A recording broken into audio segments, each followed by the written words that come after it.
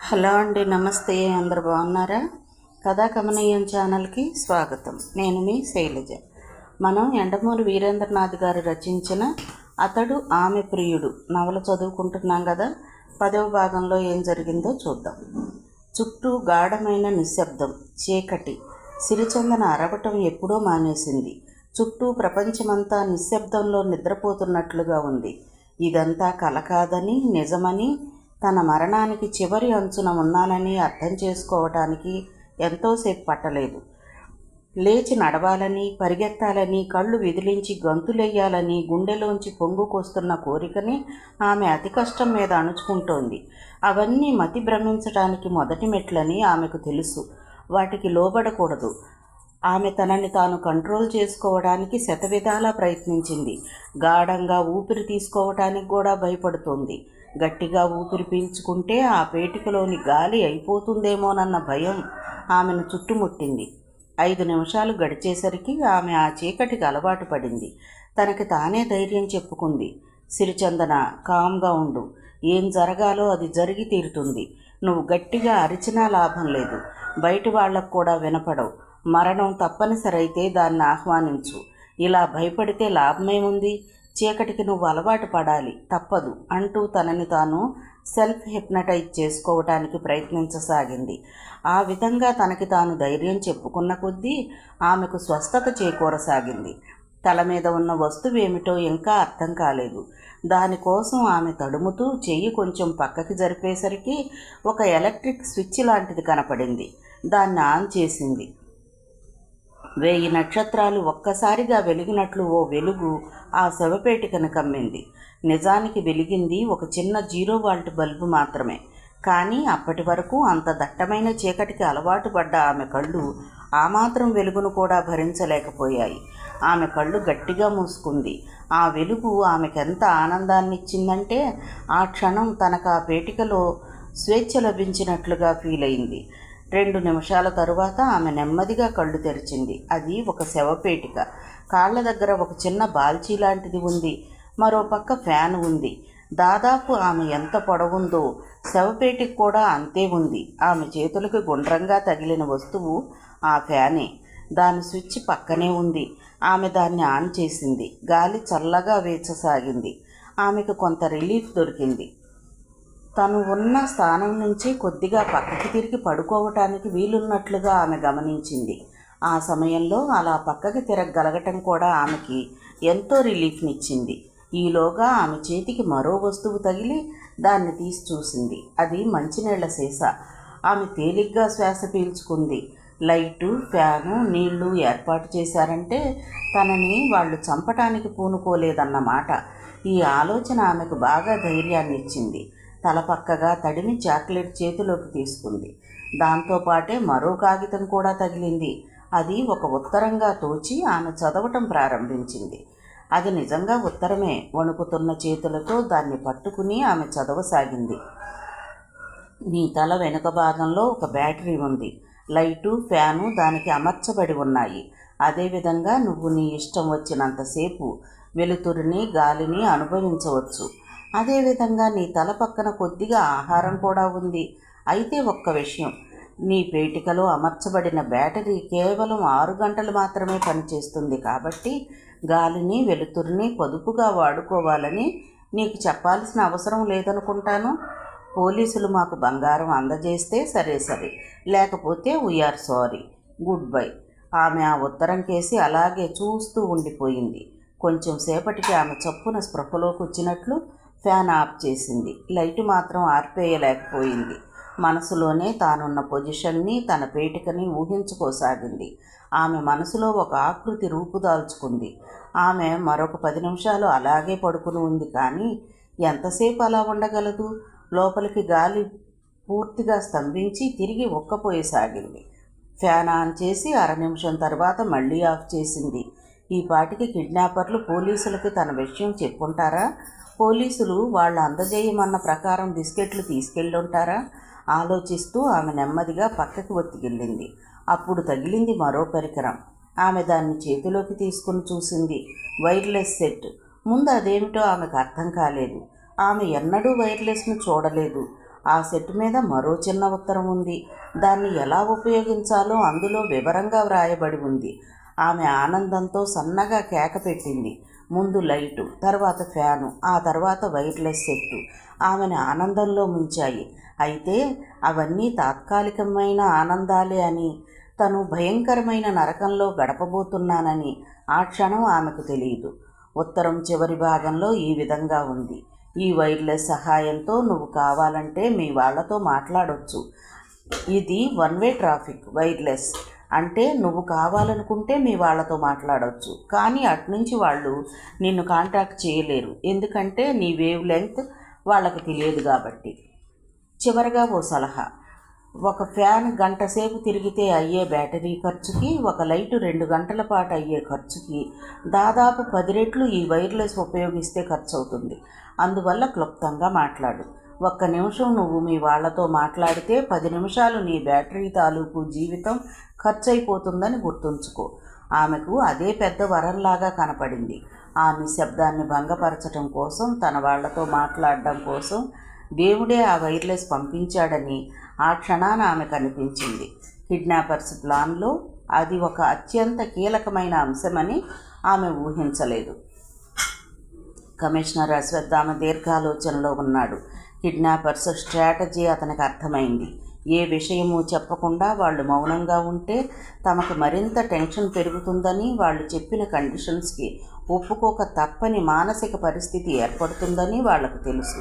అందువల్లే వాళ్ళు ఏ విషయమూ చెప్పకుండా మౌనంగా ఉండిపోయారని అతనికి అర్థమైంది. అతడు హోమ్ మినిస్టర్ సెక్రటరీతో మాట్లాడి మొత్తం విషయమంతా వివరించాడు. బంగారు బిస్కెట్లు దొరకగానే వాటిని ప్రభుత్వానికి హ్యాండ్ ఓవర్ చేయకుండా తమ దగ్గరే ఉంచుకున్న విషయంలో ప్రభుత్వం యొక్క ప్రతిస్పందన ఎలా ఉంటుందో అని అతను భయపడ్డాడు. కానీ ఈ విషయమై హోమ్ మినిస్టర్ ఎక్కువ ప్రాముఖ్యత ఇవ్వలేదు. వారు కూడా సిరిచందన్ని ఎలా బయటకు తీసుకురావాలా అన్న విషయమే ఎక్కువ ప్రాముఖ్యతనిచ్చారు. అయితే ఈ బంగారం వ్యవహారం ప్రెస్కి తెలియకుండా మాత్రం జాగ్రత్త పడాలని నిర్ణయించుకున్నారు. కమిషనర్ అశ్వత్థామ నిజాయితీ మీద ఎవ్వరికీ అపనమ్మకం లేదు. కానీ ఇక్కడ సమస్య నమ్మకాలు అపనమ్మకాలు కాదు, సిరిచందనని ఆ కిడ్నాపర్స్ బారి నుండి ఎలా బయటకు తీసుకురావాలా అన్నది. విష్ణువర్ధన్ రావు మానసికంగా బాగా కృంగిపోయాడు. అల్లారు ముద్దుగా పెంచిన తన కూతురు ఎక్కడ ఉందో తెలియక అతను వెలవెల్లాడిపోతున్నాడు. అయితే ఈ విషయంలో నిబ్బరంగా ఉన్న అశ్వత్థామ కిడ్నాపర్స్కి తమకు కావలసింది దొరికిన తరువాత తాము కిడ్నాప్ చేసిన వ్యక్తిని సురక్షితంగా వదిలిపెడతారని అతనికి ఎందుకో ప్రగాఢమైన నమ్మకం ఉంది. రవితేజ కూడా అక్కడే ఉన్నాడు. మొట్టమొదటి ఫోన్ కాల్ కమిషనర్ ఆఫీస్కు రాగానే కిడ్నాపరు ఇక కమిషనర్తోనే కాంటాక్ట్ పెట్టుకుంటారని అతను కూడా ఇక్కడికే చేరుకున్నాడు. వాళ్ళు నలుగురు చేయగలిగింది ఏమీ లేదు. కిడ్నాపర్స్ దగ్గర నుంచి రాబోయే మరో ఫోన్ కాల్ కోసం ఎదురు చూస్తూ ఉండటమే. ఈ సమయంలో ఒక ఇన్స్పెక్టర్ హడావుడిగా అక్కడికి వచ్చి సార్ అన్నాడు. కమిషనర్ తలెత్తి చూశాడు. ఒక వైర్లెస్ మెసేజ్. ఎవరికి? అదే తెలియటం లేదు, చాలా కన్ఫ్యూజింగ్గా ఉంది సార్. కమిషనర్ లేచి హడావుడిగా వైర్లెస్ రూమ్లోకి వెళ్ళాడు. అతను ఫ్రీక్వెన్సీ అడ్జస్ట్ చేస్తూ ఉండగా ఎక్కడో నూతిలోంచి వస్తున్నట్లు ఒక స్వరం వినిపించింది. ఎవరు మాట్లాడుతోంది? నేను కమిషనర్ అశ్వత్థామని. ఎవరు? నేను సిరిచందనని. కమిషనర్ గుండె ఒక్క క్షణం కొట్టుకోవటం ఆగి తిరిగి ప్రారంభమైంది.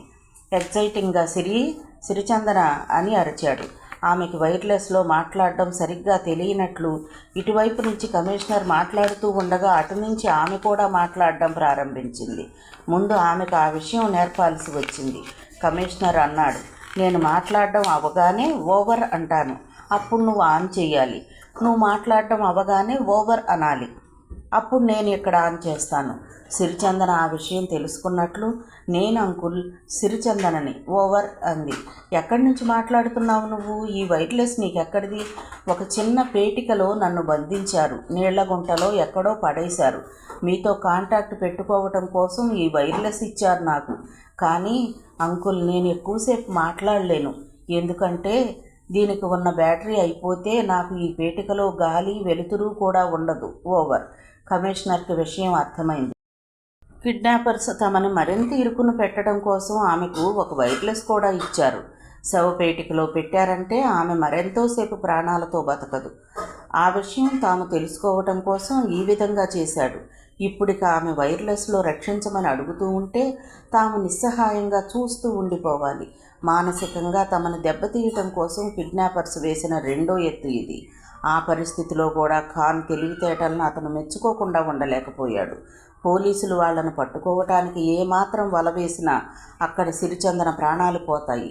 కిడ్నాపర్స్ను పట్టుకుని సిరిచందన ఎక్కడ ఉందో తెలుసుకోవటం కోసం 3rd డిగ్రీ ఉపయోగించడం మొదలు పెడితే వాళ్ళ రహస్యాన్ని చెప్పడం కోసం కనీసం 4-5 గంటలు పడుతుంది. ఈ లోపులో అక్కడ ప్రాణాలు పోవటం ఖాయం. No tricks. మీరు మాకు బంగారం అప్పగిస్తే మీ అమ్మాయిని మీకు సురక్షితంగా దొరుకుతుంది అని అన్యాపదేశంగా కిడ్నాపర్స్ చెబుతున్నారు. కమిషనర్ ఆ ఆలోచనలో ఉండగానే విష్ణువర్ధన్ రావు అక్కడికి ప్రవేశించాడు. కమిషనర్ ఆయనకి జరిగినదంతా చెప్పాడు. తన కూతురు ఎక్కడో నీళ్ల అడుగున ఉందని తెలియగానే విష్ణువర్ధన్ రావు చిన్నపిల్లాడిలా విలపించసాగాడు. అక్కడ ఉన్న శ్రోతలకు కూడా సిరిచందన స్థితి అర్థం చేసుకుంటే హృదయం ద్రవించిపోతోంది. మరోవైపు ఉక్రోషం, కసి పెరగసాగాయి. అది ఎంత దారుణమైన స్థితో అందరూ ఊహించగలరు. చేతులు కట్టేయటం, నోటికి ప్లాస్టర్ వేయటం, ఒక కాపలా ఉండటం, ఇలాంటి కష్టాలు ఏవీ లేకుండా కిడ్నాప్ చేసిన వ్యక్తిని ఒక బురదగుంటలో దాచి ఆ వ్యక్తి ద్వారానే పోలీసులకి కాంటాక్ట్ ఏర్పాటు చేయటం చరిత్రలో అంతకుముందోసారి జరిగింది.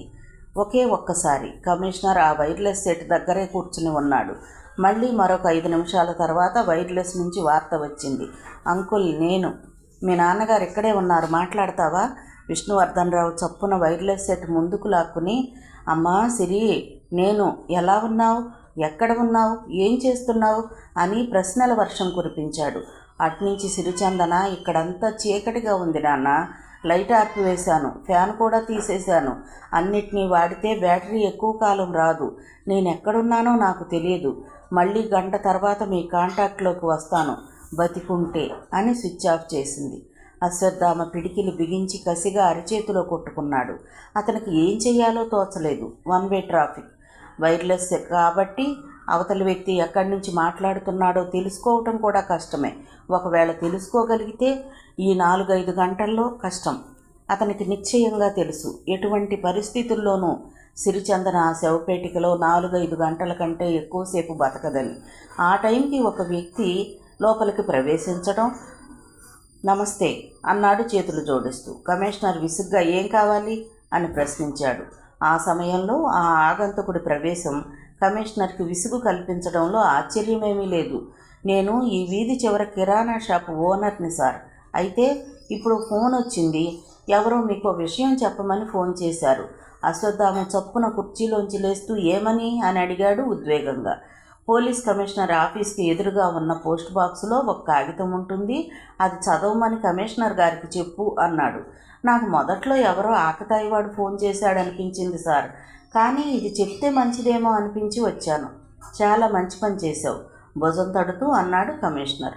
ఆయన మరి ఆలస్యం చేయలేదు, గబగబా బయటకు వచ్చాడు.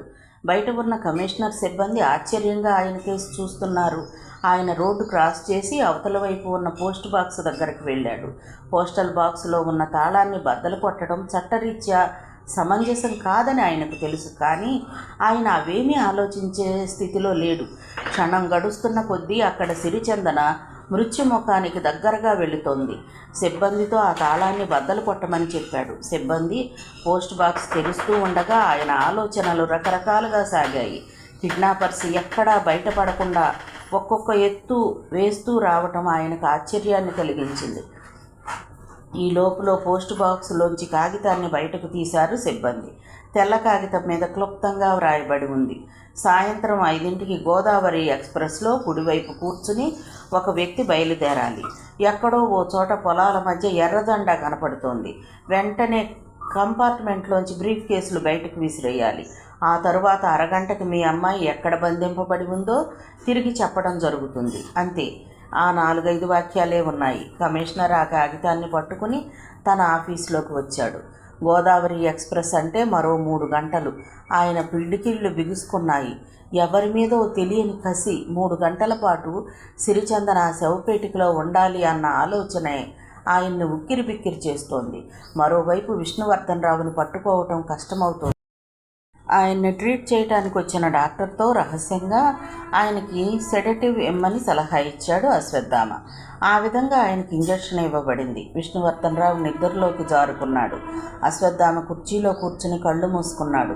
నోటికి ప్లాస్టర్ వేసి చేతులు బిగించి కిడ్నాప్ చేసిన వ్యక్తిని అహర్నిశలు కనిపెట్టే అవసరం లేకుండా ఒక పేటికలో పెట్టేయటం, టెలిఫోన్లో డైరెక్ట్గా మాట్లాడకుండా టేప్ రికార్డర్ ద్వారా సూచనలు ఇవ్వటం, పోస్ట్ బాక్స్లో ఉత్తరాన్ని పడేసి తీసుకోమనటం, అన్నిటికన్నా ముఖ్యంగా పోలీసుల వలకి చిక్కకుండా నడుస్తున్న ట్రైన్లో నుంచి బ్రీఫ్ కేసులు బయటకు విసిరేయమనటం. ఖాన్ అంత గొప్ప ఇంటర్నేషనల్ స్మగ్లర్ ఎలా అయ్యాడో ఇప్పుడు అర్థమవుతోంది అశ్వత్థామకి. ఆయన ఆలోచనలో ఉండగానే మళ్ళీ వైర్లెస్లో సిరిచందన కంఠం వినపడింది. ఆయన చప్పున వంగి హలో అన్నాడు. ఏమైంది అంకుల్? అయిపోయిందమ్మా, ఇంకా కేవలం 3 గంటలు మాత్రమే. కిడ్నాపర్స్ తమకి బంగారం ఎలా అందజేయాలో చెప్పారు. 6 గంటల ప్రాంతంలో వాళ్ళకి బంగారం అందజేయటం జరుగుతుంది. తర్వాత అరగంటలో నువ్వెక్కడున్నావో మాకు చెప్తామన్నారు. ఇంకా 3 గంటలు అంది అట్నుంచి సిరిచందన. ఆమె కంఠం నిస్సహాయమైన ఏడుపు జీర. ఆ అమ్మాయి అతి కష్టం మీద తన టెన్షన్ని బయటపడనివ్వకుండా ఆపుకుంటుందని అర్థమవుతుంది. నువ్వేం కంగారు పడకు సిరిచందన, ఇటువంటి పరిస్థితుల్లో ధైర్యంగా ఉండటం ముఖ్యం. సరిగ్గా 3 గంటల పాటు ఫ్యాను లైటు వేసుకుని లోపలే ఉండు, మేము వచ్చేస్తాం ధైర్యం చెప్పాడు అశ్వత్థామ. అట్నుంచి ఏ సమాధానం వినపడలేదు. హలో హలో అన్నాడు. సిరిచందన అంతకుముందే వైర్లెస్ ఆఫ్ చేసిందని అర్థమైంది. అలా ఆఫ్ చేయడానికి కారణం కూడా అశ్వత్థామకు తెలుసు. బ్యాటరీ మరో 3 గంటల పాటు ఖర్చు కాకుండా ఉంచుకోవాలి అంటే వైర్లెస్ ఉపయోగించడం మానేయాలి. అటువంటి పరిస్థితిలో కూడా ఆయన ఆమెను మనసులోనే అభినందించకుండా ఉండలేకపోయాడు. ఆమె ఫ్యాన్ ఆఫ్ చేసింది. పేటిక లోపల బాగా వేడిగా ఉన్నట్లు అనిపించింది. ఆమెకు ఆశ్చర్యం కూడా వేసింది. చుట్టూ నీళ్లు, మధ్యలో పెట్టెలో ఉన్నా కూడా లోపల ఇంత వేడిగా ఉండటం. తనకి నిద్ర వస్తున్నట్లు అనిపించింది. ఆమెకు సంతోషంగా అనిపించింది. ఈ పరిస్థితిలో నిద్రపోవటానికన్నా కావలసింది ఇంకేముంది? ఆమె నిద్రపోవటానికి ప్రయత్నించింది, కానీ అది అంత సులభం కాలేదు. ఒక రకమైన నాసియా ఫీలింగ్ అంతే. కమిషనర్ చెప్పిన లెక్క ప్రకారం మరొక 3 గంటలు, ఆ తర్వాత ఇంకో గంట తనెక్కడున్నదో తెలుసుకోవటానికి పడుతుందనుకున్నా మొత్తం 4 గంటలు, అంటే 240 నిమిషాలు, అంటే 14,400 సెకన్లు. ఆమె లెక్క పెట్టడం మొదలుపెట్టింది. 1 2 3 4 5 6 ఒక్కొక్క అంకె ఉజ్జాయింపుగా ఒక్కొక్క సెకను పడుతుంది అనుకుంటూ ఆమె సమయాన్ని అంచనా వేయసాగింది. 10,000, 10,001, 2, 3. గమ్యం దగ్గర పడుతున్న కొద్దీ ఆమెలో రిలీఫ్ అనిపించసాగింది. దాదాపుగా తాను బయటపడ్డాను అన్న భావన ఆమెకు సంతృప్తినిచ్చింది. అదీగాక ఈ కౌంటింగ్ వల్ల టైం కరెక్ట్గా తెలుస్తుంది. మరో రకంగా ఆమె ఒక కాలక్షేపంగా కూడా అనిపించింది. 14,380, 90, 14,400. ఆమె లెక్క పెట్టడం ఆఫ్ చేసింది. సరిగ్గా 4 గంటలు గడిచాయి అన్న నిర్ధారణ అయిన తరువాత ఆమె దూరం నుంచి వినబడబోయే అడుగుల కోసం ఊపిరి బిగబట్టింది. హెలూసియేషన్ తప్ప మరేమీ లేదు. 4 గంటలు గడిచి ఉండవచ్చు, లేదా 6 గంటలు గడిచి ఉండవచ్చు. బయట నుంచి ఏ శబ్దమూ వినపడలేదు. బయట శబ్దాలేవీ లోపలికి వినపడవని ఆ తరువాత ఆమెకు జ్ఞాపకం వచ్చింది. పెట్టెను ఎవరైనా కదుపుతారేమో అని జాగ్రత్తగా కదలకుండా ఉండిపోయింది. అటువంటి జాడలేమీ లేవు. తను తప్పు లెక్క పెట్టానేమో అనుకుంది. మళ్ళీ 12,000 నుంచి లెక్క పెట్టడం మొదలుపెట్టింది. దాదాపు మరో గంట. బయట ఏ అలికిడి లేదు. అప్పుడు వచ్చింది ఆమెకు అనుమానం, తన మరణానికి చేరువవుతున్నానేమో అని. అప్పటికి ఆమె శవపేటికలో బంధింపబడి 8 గంటలైంది. గోదావరి ఎక్స్ప్రెస్ వేగంగా వెళుతోంది. ఇంజన్ నుంచి 3వ కంపార్ట్మెంట్లో కుడివైపున కూర్చుని ఉన్న రవితేజ అతని పక్కనే 2 బ్రీఫ్ కేసులు పెట్టుకున్నాడు. ఫస్ట్ క్లాస్ కంపార్ట్మెంట్ కూపే అది. అందులో అతను తప్ప మరెవ్వరూ లేరు. పోలీస్ ఎస్కార్ట్ కూడా ఏం లేదు. కిడ్నాపర్ని బంధించటానికి ఎటువంటి రిస్క్ తీసుకోదలుచుకోలేదు పోలీస్ ఆఫీసర్లు. అది అసాధ్యం కూడా. ఏ పాయింట్ దగ్గర ఎర్ర జెండా కనపడుతుందో, ఎక్కడ బ్రీఫ్ కేసులు విసిరేయాలో ఆ పాయింట్ దగ్గర పోలీసుల్ని నియమించడం అసాధ్యం. ట్రాక్ అంతా పోలీసుల్ని నిలబెట్టడం కూడా సాధ్యమయ్యే పని కాదు. అందువల్ల అలాంటి వ్యూహమేమీ పన్నలేదు. వెళుతున్న రైల్లోంచి బ్రీఫ్ కేసులు విసిరేసిన తరువాత ఎంతసేపటికి కిడ్నాపర్స్ అక్కడికి వచ్చి వాటిని తీసుకుంటాడో తెలుసుకోవడం కూడా కష్టమే. ఒకవేళ చుట్టుపక్కల ప్రాంతాల్లో పొంచి ఉండి ఆ బ్రీఫ్ కేసుల్ని తీసుకుని వెంటనే వెళ్ళిపోయినా అతన్ని పట్టుకోవడం కష్టం. ఇవన్నీ చర్చించుకుని పోలీస్ ఆఫీసర్లు కిడ్నాపర్ చెప్పినట్లే చెయ్యాలని నిర్ణయించుకున్నారు. దాని పర్యవసానమే ఈ ప్రయాణం. రైలు వేగంగా వెళుతోంది. రవితేజ కిటికీలోంచి కన్నార్పకుండా చూస్తున్నాడు. ఏ క్షణం ఏమారినా ఆ ఎర్ర జెండా చూపు దాటిపోతుందేమోనని అతను కన్నార్పకుండా చూస్తున్నాడు. మరో అరగంట గడిచింది. క్రమంగా చీకటి పడసాగింది. కమిషనర్ ఆఫీసులో అశ్వత్థామ టెన్షన్తో వైర్లెస్ వైపు చూస్తూ కూర్చున్నాడు. చాలాసేపటి నుంచి సిరిచందన వైర్లెస్లో మాట్లాడకపోవటం ఆ టెన్షన్కి కారణం. ఆమెకు ఏమైందో అన్న ఆలోచన అతన్ని భరించలేనంత ఉద్వేగానికి గురిచేస్తోంది. విష్ణువర్ధన్ రావు ఇంకా మైకంలోనే ఉన్నాడు. బ్రీఫ్ కేసులు విసిరేయగానే ఆ తరువాత స్టేషన్లో దిగిపోయి అక్కడి నుండి వెనక్కి రావటం కోసం రవితేజకి అన్ని ఏర్పాట్లు చేయబడ్డాయి. ప్రతి స్టేషన్లోనూ ఒక పోలీస్ వాహనం అతని కోసం రెడీగా ఉంది. చీకటి పడుతున్న కొద్దీ అశ్వత్థామ టెన్షన్ ఎక్కువ కాసాగింది. చీకట్లో ఆ ఎర్ర జెండా కనపడకపోతే బ్రీఫ్ కేసు విసిరే అవకాశమే ఉండదు. కిటికీలోంచి బయటకు చూస్తున్న రవితేజ అకస్మాత్తుగా అలర్ట్ అయ్యాడు. దూరంగా పొలాల్లో ఒక జెండా కనపడింది. రైలు దాన్ని సమీపించే కొద్దీ అది స్పష్టమైంది. రైల్వే ట్రాక్కి ఫర్లాంగ్ దూరంలో పొలాల మధ్యలో పాతిపెట్టబడి ఉంది ఎర్ర జెండా. రైలు దాని సమీపంలోకి వచ్చేసరికి 2 చేతులతో బ్రీఫ్ కేసులు బయటకు విసిరేశాడు. ఆ తర్వాత స్టేషన్లో దిగి వాహనమెక్కి ఆగమేఘాల మీద స్టేషన్కి చేరుకున్నాడు. కిడ్నాపర్ నుంచి ఇంకా మెసేజ్ రాలేదు. దానికి కొంత సమయం పడుతుందని అక్కడున్న పోలీస్ అధికారులకు తెలుసు. ఎందుకంటే క్రితంసారి డూప్లికేట్ బిస్కెట్స్ అందుకున్న అనుభవం దృష్ట్యా ఈసారి కిడ్నాపర్ వాటిని పరీక్షించి కానీ సిరిచందన ఆచూకీ చెప్పరు. ఇదంతా జరగటానికి మరొక అరగంట పడుతుంది. అందరూ ఆ ఫోన్ కాల్ కోసం ఎదురు చూస్తూ కూర్చుని ఉన్నారు. అరగంట గడిచింది, గంట గడిచింది, ఫోన్ రాలేదు. రైలు వెళ్ళిపోగానే ట్రాక్ పక్కన నిలబడి ఉన్న గంగయ్య పచ్చ జెండా మడిచి చేతిలో పట్టుకొని నడవసాగాడు. గంగయ్యకు 55 సంవత్సరాలు. దాదాపు 30 సంవత్సరాల నుంచి రైల్వే డిపార్ట్మెంట్లో పనిచేస్తున్నాడు. పెళ్లి కావలసిన 2 కూతుళ్ళున్నారు. మరికొద్ది సంవత్సరాల్లో అతను రిటైర్ కాబోతున్నాడు. ఆ రోజు గోదావరి ఎక్స్ప్రెస్ 10 నిమిషాలు లేటుగా నడుస్తోంది. ఆకాశం మేఘావృతమై ఏ క్షణమైనా వర్షం కురిసేటట్లుగా ఉంది. రైల్వే ట్రాక్ను చూసుకుంటూ నడుస్తున్న గంగయ్యకి కట్ట కింద నల్లగా మెరుస్తూ కనపడింది. ముందు ఏ నాపరాయో అనుకున్నాడు. దగ్గరికి వెళ్ళి చూసేసరికి అదొక బ్రీఫ్ కేస్. అతనికి వెంటనే అనుమానం వచ్చింది. ఏ నక్సలైటో రైల్వే ట్రాక్ పేల్చేయటం కోసం అమర్చిన మందుగుండు సామాగ్రి అని. మరికొంత దగ్గరికి వెళ్ళి చూసేసరికి బ్రీఫ్ కేస్ కనపడింది. దానికి దూరంగా పొదల్లో మరో బ్రీఫ్ కేసు ఉంది. వెంటనే వాటిని ముట్టుకోకుండా దూరంగా నిలబడి పరీక్షించాడు. ఆ చుట్టుపక్కల కూడా కొంచెంసేపు వెతికాడు. 2 బ్రీఫ్ కేసులు తప్ప మరింకేమీ దొరకలేదు. అతడు క్షణం తటపటాయించి వాటి దగ్గరకు వెళ్ళి చేతిలోకి తీసుకున్నాడు. 2 చాలా బరువుగా ఉన్నాయి. వాటిని తెరిచి చూద్దామా అనుకున్నాడు. కానీ అలా సీల్ తెరవగానే పేలిపోయేటట్లు అమర్చారేమో అన్న భయం మనసులో ఓ మూల కలిగింది. సాధారణంగా రైల్లోంచి బ్రీఫ్ కేసులు పెట్టెలు బయటికి జారిపోవటం అంటూ జరగదు. బస్సుల పైభాగంలో పెట్టిన సామాన్లు అలా పడిపోవటం అప్పుడప్పుడు సంభవమే, కానీ రైల్లో ఆ అవకాశమే లేదు. అతడి 25 ఏళ్ల జీవితంలో ఇదే ప్రథమం. రైల్వే ట్రాక్ మీద కూర్చుని అతను ఆ బ్రీఫ్ కేసు తెరవటానికి ప్రయత్నించాడు. కానీ 2 బ్రీఫ్ కేసులు తాళం వేసున్నాయి. అతను వాటిని బద్దలు కొట్టే ప్రయత్నం ఏమీ చెయ్యలేదు. చెరో చేత్తో వాటిని పట్టుకుని స్టేషన్ వైపు నడవటం ప్రారంభించాడు. 15 నిమిషాల్లో అతను స్టేషన్కి చేరుకున్నాడు. రైల్వే ప్రొటెక్షన్ ఫోర్స్ ఇన్స్పెక్టర్ అదే స్టేషన్లో ఉన్నాడు. గంగయ్య అతని దగ్గరకు వెళ్ళి నమస్కరించి ట్రాక్ పక్కన దొరికిన 2 బ్రీఫ్ కేసుల సంగతి అతనికి చెప్పాడు. ఇన్స్పెక్టర్ కూడా గంగయ్యకు వచ్చిన అనుమానమే వచ్చింది. అయితే రిస్క్ తీసుకోదలుచుకోలేదు. ఎందుకో అతనికి బ్రీఫ్ కేసులు చూస్తుంటే అందులో RDX లాంటి పేలుడు సామాగ్రి ఉంటుందని అనిపించలేదు.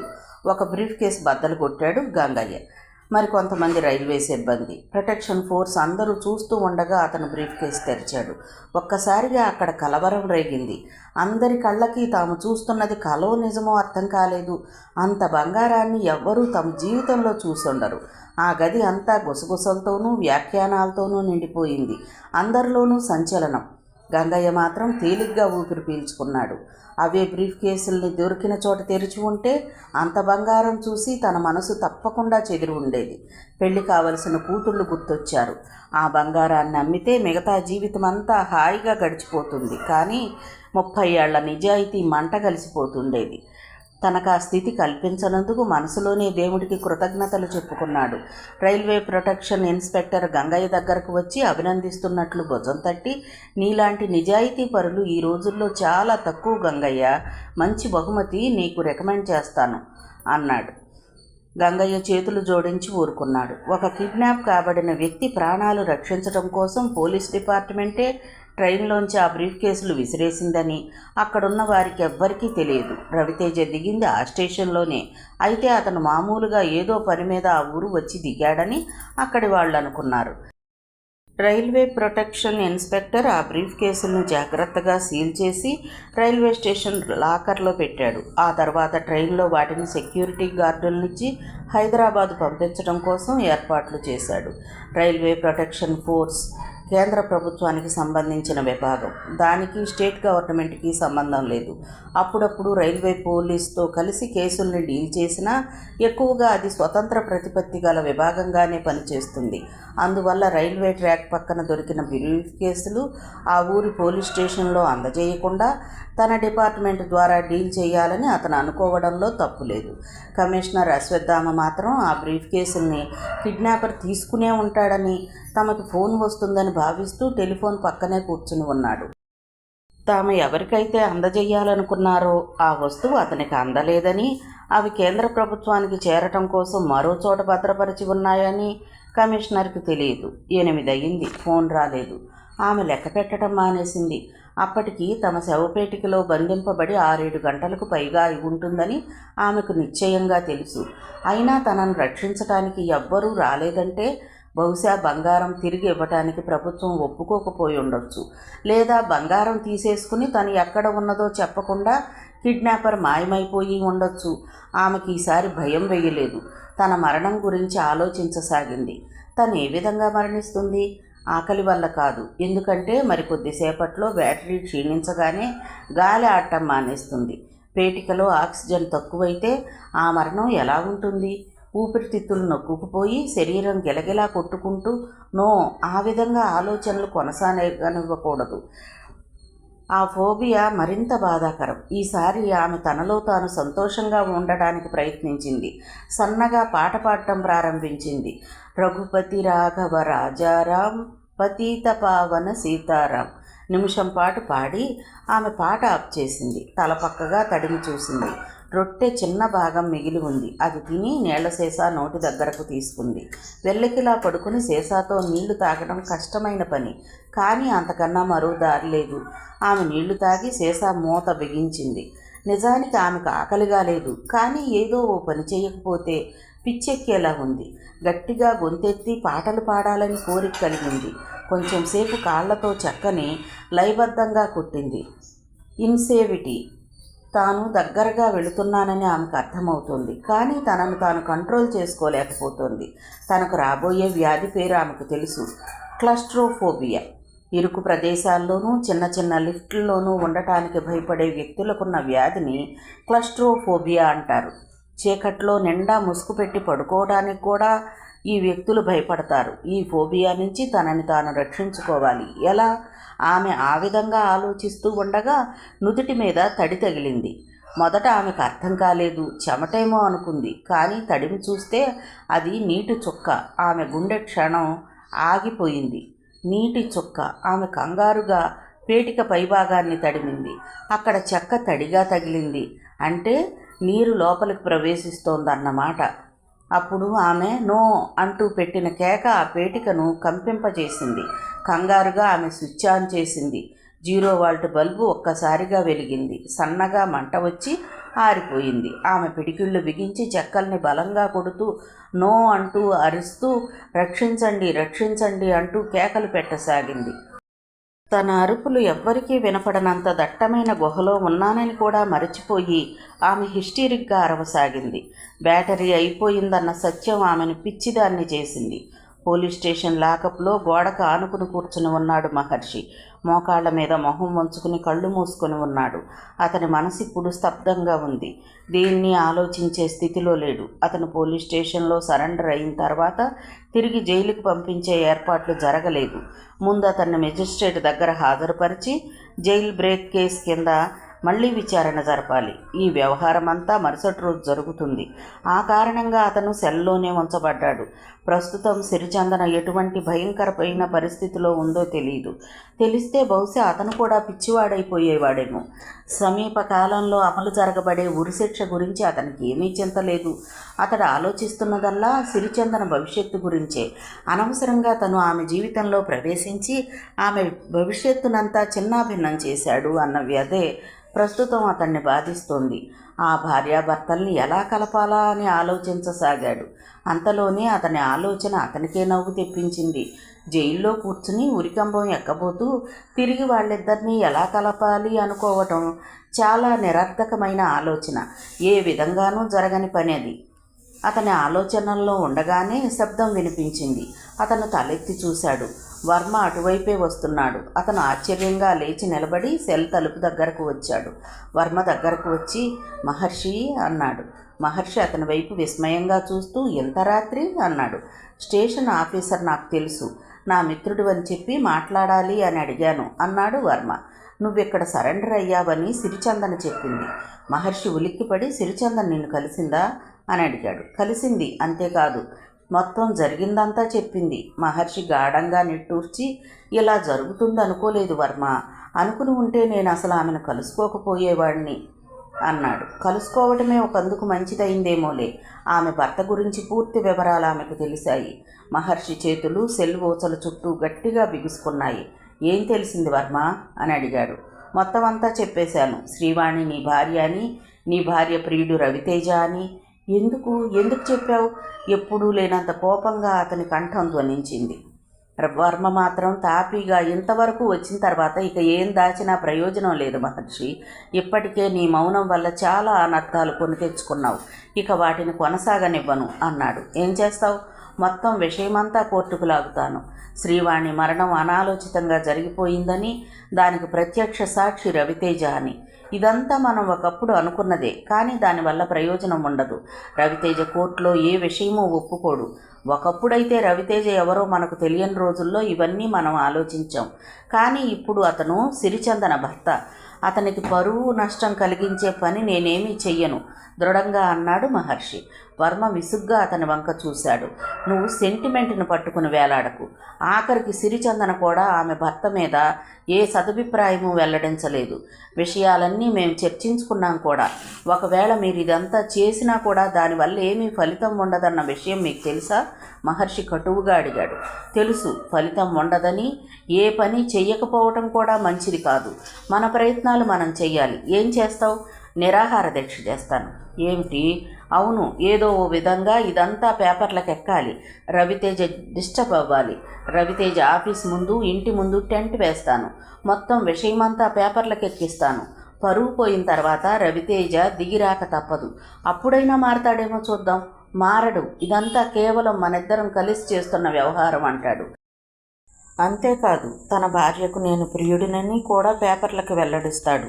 దీనివల్ల కలిగే పరిణామాలను నువ్వు ఆలోచించావా వర్మ? సిరిచందన సమూలంగా నాశనమైపోతోంది.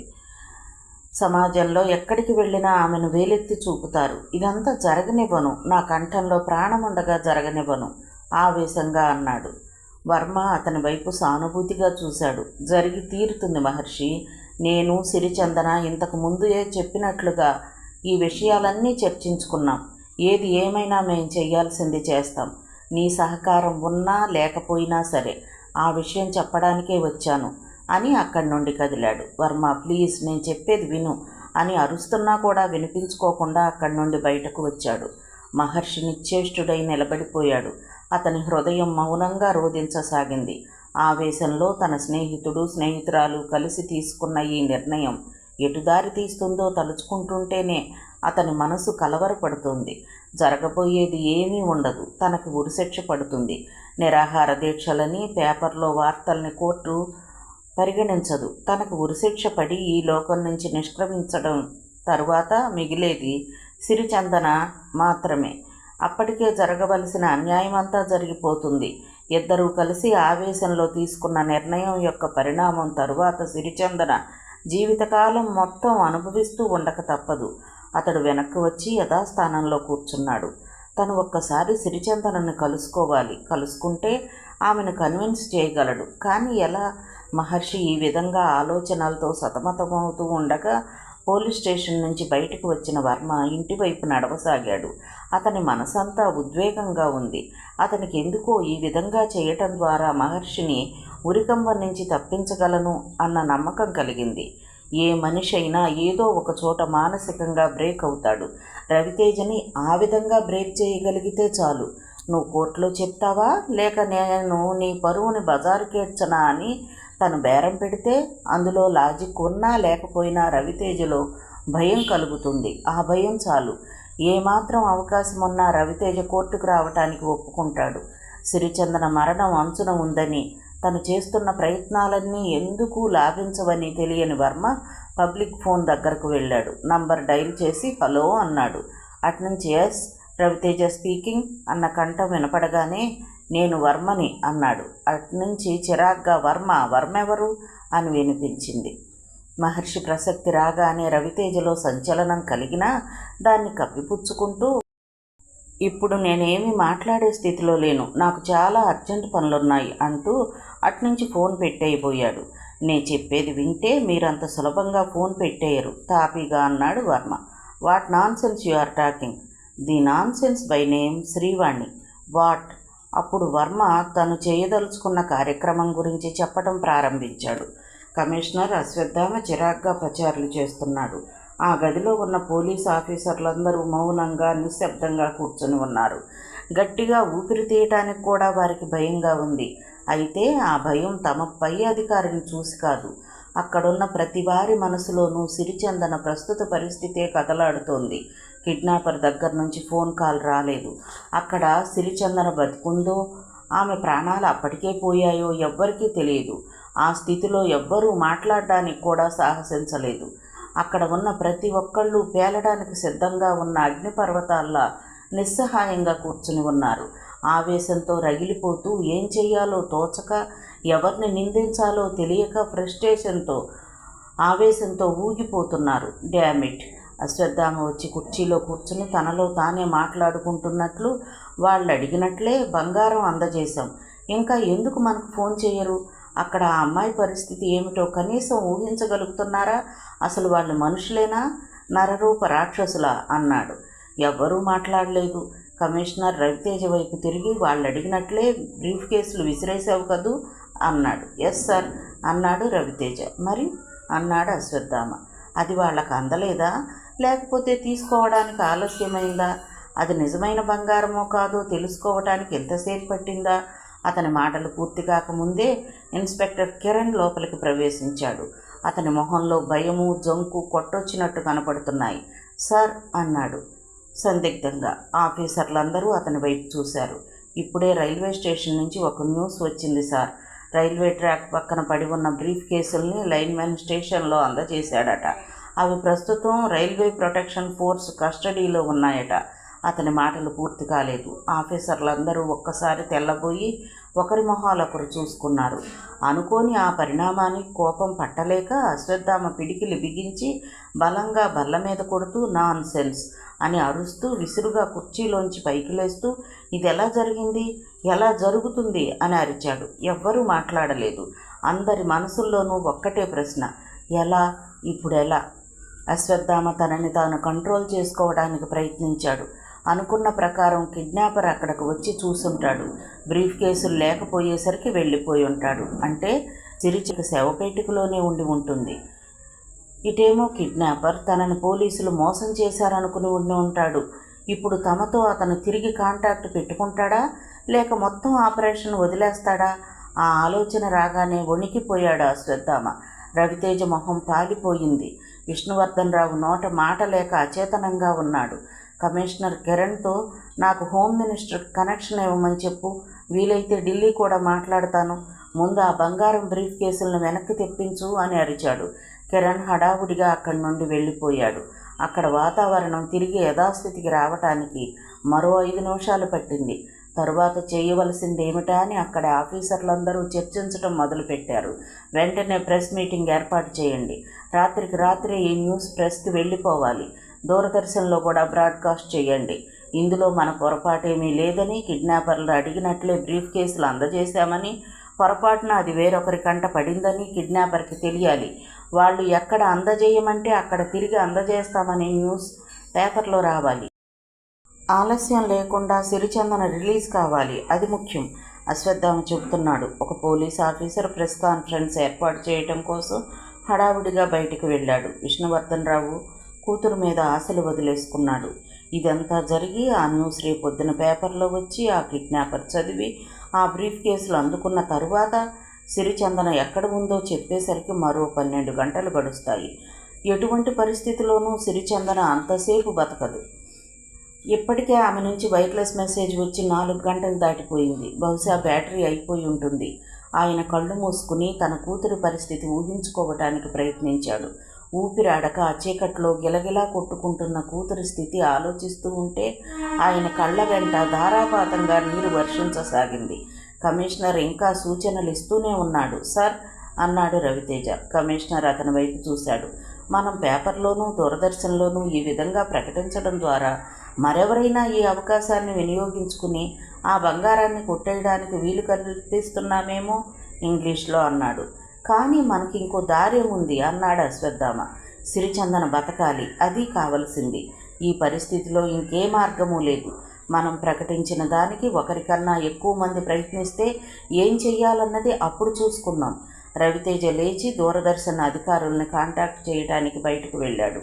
10 నిమిషాలు గడిచాయి. ఈ లోపులో మరొక ఇన్స్పెక్టర్ వచ్చి చెప్పాడు. బంగారం బిస్కెట్లు ఉన్న బ్రీఫ్ కేసుల్ని రైల్వే ప్రొటెక్షన్ ఫోర్స్ నుంచి స్వాధీనం చేసుకున్నామని, విషయమంతా తెలుసుకుని వాళ్ళు ఎక్కువ ప్రొసీడింగ్స్ లేకుండానే వాటిని అందజేశారని. కొంతలో కొంత మేలు. ఆ బ్రీఫ్ కేసులు రావటానికి మరో గంట పట్టవచ్చు. ఇప్పుడు అది కాదు సమస్యల్లా సిరిచందన అంతవరకు ఎలా బ్రతికి ఉంటుందా అని. ఈ విధంగా ఎవరి ఆలోచనల్లో వాళ్ళు ఉండగా కమిషనర్ టేబుల్ మీద ఫోన్ మోగింది. కమిషనర్ రిసీవర్ ఎత్తి హలో అన్నాడు. నేను ఖాన్ని. కమిషనర్ ఉద్వేగం పట్టలేక కుర్చీని వెనక్కి తంతూ లేచి నిలబడ్డాడు. మిస్టర్ ఖాన్, మేము అంటూ ఏదో చెప్పబోయాడు. రవితేజ ఉన్నాడా? అట్నుంచి కటువుగా వినపడింది. లేడు, ఇప్పుడే బయటకు వెళ్ళాడు. 10 నిమిషాల్లో వస్తాడు. మిస్టర్ ఖాన్, మేము చెప్పేది దయచేసి విను. ఆ బ్రీఫ్ కేసులు నువ్వు అందజేయమన్నట్లే రైల్వే ట్రాక్ పక్కన పడేశాం. కానీ దురదృష్టవశాత్తు ఆయన చెప్తూనే ఉన్నాడు. ఫోన్ కట్ అయింది. హలో హలో కమిషనర్ అరుస్తున్నాడు. అట్నుంచి ఏ సమాధానమూ లేదు. కమిషనర్ నిస్సత్తువుగా రిసీవర్ ఫోన్ మీద పెట్టి కుర్చీలో కూర్చుండిపోయాడు. పోలీస్ ఆఫీసర్లందరూ తన వైపే చూడటం గమనించి ఆ కిడ్నాపర్ నుంచి ఫోన్ అన్నాడు. తర్వాత ఏమీ మాట్లాడలేదు. ఈ లోపులో రవితేజ లోపలికి వచ్చాడు. మరో అరగంటలో ప్రెస్ కాన్ఫరెన్స్ ఏర్పాటు చేశాం సార్, దూరదర్శన్ వాళ్ళు కూడా వస్తున్నారు అని చెప్పాడు. ఇప్పుడే ఖాన్ ఫోన్ చేశాడు అన్నాడు కమిషనర్. రవితేజ టెన్షన్తో ఏమని అన్నాడు. ఏం చెప్పలేదు, బహుశా ఆపరేషన్ క్లోజ్ అయిపోయింది అని చెప్పడానికేమో అని కమిషనర్ అంటూ ఉండగా మళ్ళీ ఫోన్ మోగింది. రవితేజ రిసీవర్ తీసుకున్నాడు. ఆ గదిలో సూది పడితే వినిపించేంత నిశ్శబ్దం వ్యాపించింది. ఎస్, నేను రవితేజను మాట్లాడుతున్నాను. ఓకే ఓకే థ్యాంక్ యూ అని రవితేజ ఫోన్ పెట్టేశాడు. ఏమంటున్నాడు అని అడిగాడు కమిషనర్ ఉద్వేగంగా. కంపార్ట్మెంట్ నుంచి బ్రీఫ్ కేసులు విసిరేయటం ఖాన్ చూశాడట. రైల్వే ట్రాక్ మ్యాన్ వాటిని తీసుకెళ్లడం కూడా గమనించాడట.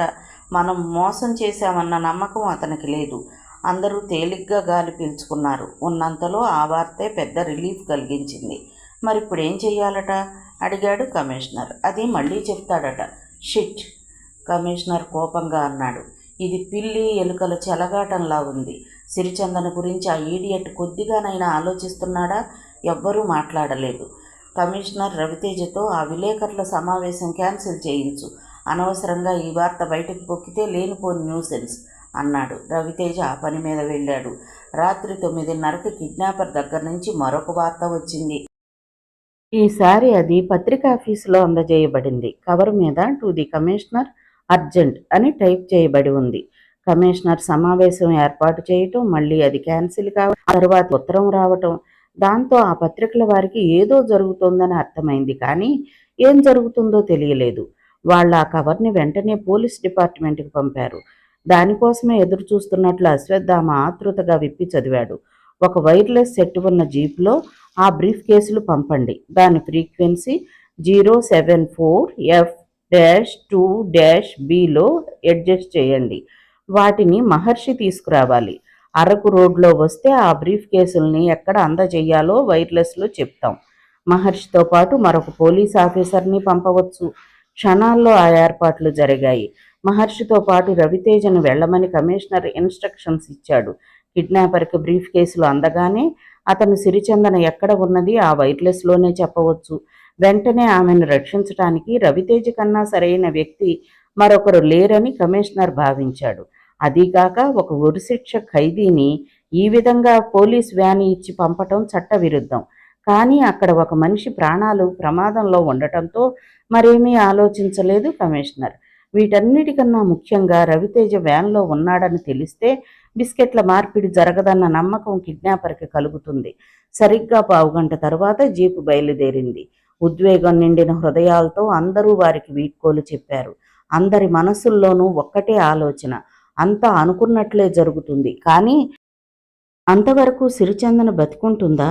అసలు ఇప్పటి వరకు బ్రతికే ఉందా? అసలు ఏం జరుగుతుందో మహర్షికి తెలియటం లేదు. దాదాపు 15 నిమిషాలు ప్రయాణం చేసి ఊరి పొలిమేరలు దాటాక మహర్షి, మనం ఎక్కడికి వెళుతున్నాం? మీకు అభ్యంతరం లేకపోతే చెబుతారా అని అడిగాడు మాట్లాడుతూ. చెప్పాడు. సిరిచందన కిడ్నాప్ కాబడింది. సడన్ బ్రేక్తో మహర్షి వ్యాన్ ఆఫ్ చేశాడు. రవితేజ వైపు తిరిగి, నిజమా? ఎప్పుడు అన్నాడు. వ్యాన్ పోనివ్వు, అంతా వివరంగా చెప్తాను. తిరిగి వ్యాన్ కదిలింది. రవితేజ మొత్తం జరిగినదంతా చెప్పాడు. ఇప్పుడు మనకి వైర్లెస్లో ఆ కిడ్నాపర్ ఈ బ్రీఫ్ కేసుల్ని ఎక్కడ వదిలిపెట్టాలి అనేది చెప్తాడు. అంతవరకు మనం ఇలా ఈ రోడ్డు వెంట సాగిపోవాలి. రవితేజ చెప్పటం ఇంకా పూర్తి కాకముందే వైర్లెస్లో మాటలు వినిపించసాగాయి. ఇద్దరూ టెన్షన్తో ఆ మాటలు వినసాగారు. అయితే అట్నుంచి మాట్లాడుతున్నది కిడ్నాపర్ కాదు, అశ్వత్థామ. ఏమైనా మెసేజ్ వచ్చిందా? రాలేదు సార్, దానికోసమే మేము ఎదురు చూస్తున్నాం. మరీ ఎక్కువ వేగంగా వెళ్ళకండి. ఒకవేళ ఆ చుట్టుపక్కల ప్రాంతాల్లోనే ఆమెను బంధించి ఉంటే కిడ్నాపర్ ఈ ప్రాంతాల్లోనే ఉంటాడు. మీరు దూరంగా వెళ్ళిపోయాక మళ్ళీ వెనక్కి రావాలంటే కష్టం. అవును సార్, మేము నెమ్మదిగానే వెళ్తున్నాం. రవితేజ వైర్లెస్ ఆఫ్ చేశాడు. మహర్షి ఆ సంభాషణ ఏమీ వినటం లేదు. సిరిచందన పరిస్థితి ఎలా ఉండి ఉంటుందో రవితేజ చెప్తుంటేనే అతని కళ్ళ ముందు ఆ దృశ్యం కదలాడింది. ఆమె నుండి చివరిసారి మెసేజ్ వచ్చి 4 గంటలైంది అన్న నిజం అతన్ని కృంగదీస్తోంది. చేతులు యాంత్రికంగా వాహనాన్ని నడుపుతున్నాయన్న మాటే గాని మనసు మాత్రం అక్కడ లేదు. అతని కళ్ళల్లో సన్నని నీటి పొర అడ్డుగా నిలిచింది. తన మరణం ముందు కూడా దేవుణ్ణి ప్రార్థించని అతను ఈసారి ప్రార్థించాడు. భగవంతుడా, ఆమెను రక్షించు. మరణం కొన్ని నిమిషాల్లోకి వచ్చిందని సిరిచందనకు తెలిసిపోయింది. చెక్కపెట్టె లీక్ అయ్యి ఒక్కొక్క నీటి చుక్క లోపల పడటం ప్రారంభమై చాలాసేపు అయింది. ఇప్పుడు ఆ ప్రవాహం మరింత వేగం పుంజుకుంది. ఆమె భుజాలు, కాళ్ళు తడిసిపోయాయి. భరించలేని దుర్వాసన ఆ పెట్టెలో అలుముకుంటోంది. వీటన్నిటికన్నా ముఖ్యంగా లోపల గాలి బాగా వేడెక్కిపోయి ఉంది. నీటి చుక్కలు లోపల పడుతున్నా కూడా ఆ వేడి కొద్ది కొద్దిగా ఎక్కువ కాసాగింది.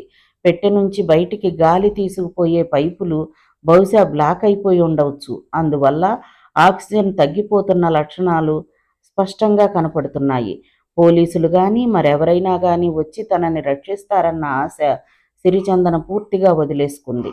ఎంత తక్కువగా లెక్క వేసినా తన కిడ్నాప్ అయి దాదాపు 8 గంటలు పైగా అయి ఉంటుంది అన్న విషయం ఆమెకు అర్థమయ్యింది. ఎంతసేపటి వరకు ఎవ్వరూ రాలేదంటే బహుశా ఆ బ్రీఫ్ కేసులు కిడ్నాపర్కి అందజేయటం ఇష్టం లేకపోయి ఉండాలి. లేదా ఆ బ్రీఫ్ కేసులు తీసుకుని తనెక్కడున్నదో చెప్పకుండా కిడ్నాపర్ వెళ్ళిపోయి ఉండాలి. తను ఈ పేటికలోంచి ఎలా బయటపడుతోంది అని ఆలోచించటం లేదు సిరిచందన. ఈ శవపేటిక ఎప్పుడు బయటపడుతుంది అని ఆలోచిస్తుంది. ఎప్పుడైనా ఎవరైనా ఒక ఇల్లు కట్టుకోవడం కోసం ఇక్కడ తవ్వితే ఆ పునాదుల్లో తన శవం దొరుకుతుందా? అప్పటికి ఈ చెక్కపెట్టె శిథిలమైపోకుండా ఉంటుందా? ఏ నిధో నిక్షేపమో అనుకుని పేటిక తెరిచి లోపల తన ఎముకల గూడును చూసి కెవ్వును అరుస్తారా? గ్రహ పూజలు శాంతి చేయిస్తారా? రకరకాల ఆలోచనలు. ఆమె వెంటనే చనిపోవాలనుకుంది. అందులో ఆశ్చర్యమేమీ లేదు. క్షణానికి ఆ పెట్టెలో వాతావరణం నరకప్రాయం అవుతుంది. ఊపిరి తీయటం కష్టంగా ఉంది. ఆమె ప్రస్తుతం దేవుణ్ణొక్కటే ప్రార్థిస్తోంది. నా మరణం తథ్యమైనప్పుడు కనీసం నా శవాన్నైనా మా వాళ్లకు దొరికేలాగా చెయ్యి అని. మరొక 5 నిమిషాలు గడిచాయి. ఆమెకు ఆ 5 నిమిషాలే 5 గంటల్లా తోచాయి. లోపల గాలి పూర్తిగా స్తబ్దమై దుర్భరంగా ఉండటంతో ఆమె వేలుతో ఫ్యాన్ రెక్కలు తిప్పటానికి ప్రయత్నించింది. కానీ చెయ్యి పైకెత్తటానికి కూడా శక్తి సరిపోలేదు. పూర్తిగా తను అశక్తురాలనైపోతున్నానన్న విషయం ఆమె గ్రహించింది. కొద్దిగా ఎగశ్వాస ప్రారంభమయ్యింది. అతి కష్టం మీద చెయ్యి పైకెత్తగలిగింది. నోటితో కూడా గాలిని పీల్చటానికి ప్రయత్నిస్తూ చేత్తో ఫ్యాన్ని తిప్పసాగింది. ఆ సమయంలో ఆమె ఆఖరి ప్రయత్నం. అయితే అప్రయత్నంగానే ఆమె చెయ్యి ఫోన్ స్విచ్ మీద పడి ఫ్యాన్ నెమ్మదిగా తిరగటం మొదలుపెట్టింది. ఒక్క క్షణం పాటు అది కలో నిజమో అర్థం కాలేదు. సంతోషంతో అరవటానికి కూడా ఓపిక లేనట్లుగా ఆమె స్తబ్దురాలైంది. ఆ ఫ్యాన్ వైపే చూడసాగింది. చీకటిలో ఏమీ కనపడక నిజంగా ఫ్యాన్ తిరుగుతోందని, గాలి వస్తోందని నిశ్చయించుకోవడం కోసం ఆమె అక్కడ చెయ్యి పెట్టి తడిమి చూసింది. అది భ్రాంతి కాదని, నిజంగా ఫ్యాన్ తిరుగుతుందని తెలిసిన తరువాత ఆమె ఆనందానికి హద్దులు లేకుండా పోయాయి. కొన్ని గంటల క్రితం స్విచ్ ఆన్ చేసినప్పుడు బహుశా బల్బులో ఫిలమెంట్ కాలిపోయి ఉంటుందేమో. తనేమో బ్యాటరీ అయిపోయిందని భయపడింది. కానీ ఆమె ఆనందం ఎక్కువసేపు నిలవలేదు. మొదట్లో ఫ్యాన్ స్పీడ్కి ఇప్పటికీ ఉన్న వ్యత్యాసం ఆమె స్పష్టంగా గమనించగలిగింది. అంటే బ్యాటరీ డౌన్ అవటం ప్రారంభమైందన్నమాట. ఒకసారి బ్యాటరీ డౌన్ అవటం ప్రారంభిస్తే నిమిషాల్లోనే అది పూర్తిగా నిర్వీర్యమైపోతుంది. ఆమెకి తన వాళ్లతో మాట్లాడాలనిపించింది. ముఖ్యంగా తండ్రితో. ఒకసారి వైర్లెస్ ఆన్ చేసి మాట్లాడితే అది పూర్తిగా బ్యాటరీని లాగేస్తుందని ఆమెకి తెలుసు. మరి కొంచెం సేపు బతకాలా లేక తన వాళ్లతో మాట్లాడి మరణించాలా అన్న రెండింటిలో ఆమె మనసు రెండో దాని వైపు మొగ్గు చూపింది. ఆమె తీసుకున్న ఆ చివరి నిర్ణయం ఈ కథని మరో మలుపు తిప్పింది. మహర్షితో కలిసి రవితేజ జీపులో వెళ్ళి అప్పటికి అరగంట గడిచింది. ప్రతి 10 నిమిషాలకి అశ్వత్థామ వాళ్ళని కాంటాక్ట్ చేస్తూనే ఉన్నాడు. కిడ్నాపర్స్ నుంచి ఇంకా ఏ సమాచారమూ అందలేదని రవితేజ చెప్తూనే ఉన్నాడు. మహర్షి ఇదేమీ పట్టనట్టుగా ఏకాగ్రతతో డ్రైవ్ చేస్తున్నాడు. అతని మనసు అసలు అక్కడ లేదు. సిరిచందనతో పాటే ఉంది. అశ్వత్థామ అప్పుడే రవితేజతో మాట్లాడడం పూర్తి చేసి వైర్లెస్ ఆఫ్ చేశాడు. 2 నిమిషాలు గడిచిన తరువాత మళ్లీ శబ్దం వినిపించింది. ఆ మెసేజ్ రవితేజ దగ్గర నుంచేనేమో అనుకుని అశ్వత్థామ ఆత్రంగా అందుకుంటూ హలో, కిడ్నాపర్స్ కాంటాక్ట్లోకి వచ్చారా అని అడిగాడు. నేనంకుల్, సిరిని. అశ్వత్థామ ఒక్కసారిగా అటెన్షన్లోకి వచ్చాడు. సిరి అని అరిచాడు. అక్కడున్న వాళ్ళందరూ ఒక్క ఉదుటున తలెత్తి అతని వైపు చూశారు. విష్ణువర్ధన్ రావు చప్పున రిసీవర్ అశ్వత్థామ దగ్గర నుండి అందుకుంటూ అమ్మా సిరి, నువ్వెలా ఉన్నావమ్మా అని అడిగారు. చివరి క్షణాల్లో ఉన్నాను నాన్న, అది చెప్తామనే ఫోన్ చేశాను. ఆ గొంతులో వినిపించిన దైన్యానికి అశ్వత్థామ కదిలిపోయాడు. ఆమె మెంటల్గా బ్రేక్ అయ్యి చివరి స్టేజ్లో ఉన్నట్లుగా అతను గ్రహించి ఆమెకు ధైర్యం చేకూర్చడం కోసం విష్ణువర్ధన్ రావు చేతిలో నుండి రిసీవర్ అందుకుని బలవంతంగా లాక్కుంటూ చూడు సిరి, బ్రీఫ్ కేసులు తీసుకుని రవితేజ, మహర్షి బయలుదేరారు. ఇంకొక 10-15 నిమిషాల్లో కిడ్నాపర్స్ నువ్వెక్కడున్నది చెప్తారు. ఒక్క 10 నిమిషాలు అంతే, నువ్వు ధైర్యంగా ఉండు అన్నాడు. నేను ధైర్యంగానే ఉన్నాను అంకుల్, కానీ ఇక్కడ పరిస్థితే నా ప్రాణాలని నిలిపేలా లేదు. అందుకని చివరిసారిగా మీ అందరితో మాట్లాడదామని వైర్లెస్ ఆన్ చేశాను. చావు కోసం ఎదురు చూస్తూ ఉండటం కన్నా హాయిగా మీ అందరితో మాట్లాడి చచ్చిపోదామని. ఆమె ఈసారి బ్యాటరీ గురించి ఏమీ ఆలోచించకుండా మాట్లాడేస్తోంది. ఓ రకమైన హిస్టీరిక్ ట్రాన్స్లో ఉన్నట్లు ఆ మాటల వల్లే తెలుస్తోంది. పూర్తిగా తన మీద తను ఆశ వదిలేసుకుని బ్యాటరీ గురించి పట్టించుకోవడం లేదు అన్న విషయం అశ్వత్థామకు అర్థమైంది. చూడమ్మా సిరి, ఇప్పుడే నువ్వు కాస్త ధైర్యంగా ఉండాలి. నువ్వు తప్పకుండా బయటపడతావు. 25 సంవత్సరాల క్రితం బార్బరా మాక్లీ అనే అమ్మాయిని కూడా కిడ్నాపర్స్ అచ్చు ఇలాగే ట్రాప్ చేశారు. 36 గంటల తర్వాత పోలీస్ డిపార్ట్మెంట్ ఆమెను రక్షించింది. కాబట్టి నువ్వు ధైర్యం తెచ్చుకో. ఇంకొక గంట, మ్యాక్సిమం 1 గంట. స్విచ్ ఆఫ్ చేశాడు. తను మాట్లాడే కొద్దీ సిరిచందన అలా మాట్లాడుతూనే ఉంటుందని, ఆమెకి ఇప్పుడు తన ప్రాణం కన్నా ఎవ్వరితో ఒకరితో మాట్లాడటం ముఖ్యమనే స్థితికి వచ్చిందని అతను గ్రహించి అటువైపు బ్యాటరీ వేస్ట్ అవ్వకుండా తనే సంభాషణ ముగించాడు అశ్వత్థామ. అట్నుంచి సిరిచందన కూడా వైర్లెస్ ఆఫ్ చేసింది. ఆమెకు అశ్వత్థామ చెప్పిన ఆఖరి వాక్యం ఓ కెరటంలా వచ్చి తగిలింది. Barbara Mackley, Barbara Mackley. ఎక్కడో విన్నది తన పేరు. ఎక్కడా? అవును, ఆ మాట తన భర్త తనకు చెప్పాడు. ఒక మంచి రొమాంటిక్ మూడ్లో ఉండగా ఆ కిడ్నాప్ విషయం అతను చెప్పడం ఆమెకు గుర్తొచ్చింది. అచ్చు అదే పరిస్థితిలో ఆమె కూడా కిడ్నాప్ కాబడింది. ఆమెలో ఏదో అస్పష్టమైన ఇబ్బంది. క్రమక్రమంగా ఆమెలో ఒక ఆలోచన రూపుదిద్దుకోసాగింది. ఖాన్ చేసిన కిడ్నాప్కి ఈ కిడ్నాప్కి తేడా ఇప్పుడు ఆమెకు అవగతమవసాగింది. వైర్లెస్ సెట్టు, బ్యాటరీ, ఫ్యాను, లోపలికి బయటికి గాలి ఏర్పాటు. ఆలోచిస్తున్న కొద్దీ ఆమెలో ఒక అనుమానం స్పష్టమైన ఆకృతి ధరించసాగింది. ఆ ఆలోచనకే ఆమె వణికిపోయింది. కానీ అది యథార్థమేమో అని మరొక వైపు నమ్మకం కలగసాగింది. ఆలోచించు, ఆలోచించు సిరిచందన. జాగ్రత్తగా ఒక్కొక్క పాయింటే తార్కికంగా విడగొట్టుకుంటూ ఆలోచించు అని తనలో తానే అనుకోసాగింది. తమ వివాహం జరిగినప్పటి నుంచి ఇప్పటి వరకు జరిగిన ఒక్కొక్క సంఘటనల్ని లాజికల్గా ఆలోచించసాగింది. తను రవితేజను బెదిరించటం, బిస్కెట్ల మార్పిడి గురించి రవితేజ ప్రయత్నించటం, అన్నిటికన్నా ముఖ్యంగా తను అతనితో మాట్లాడి కిందికి రాగానే కిడ్నాప్ కాబట్టం, కిడ్నాపర్ వెనక నుంచి తనకి క్లోరోఫామ్ చూపించటం వరుసగా గుర్తు తెచ్చుకుంది.